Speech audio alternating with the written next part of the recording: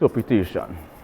Metaphysical, and then you have the spiritual interpretation, which attribute to coincidences, aka synchronicity, to a divine intervention, and external divine intervention. This is where we get into areas like pantheism. When we look at the spiritual interpretation of coincidences, aka synchronicity, now have a different interpretation.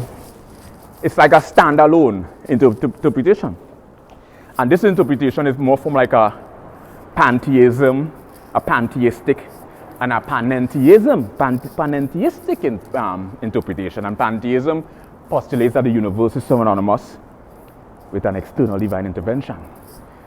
So you have the universe, but it's also an external divine intervention. Call it source code, call it God, whatever term you deem the infinite, ultimate energy, source of it all.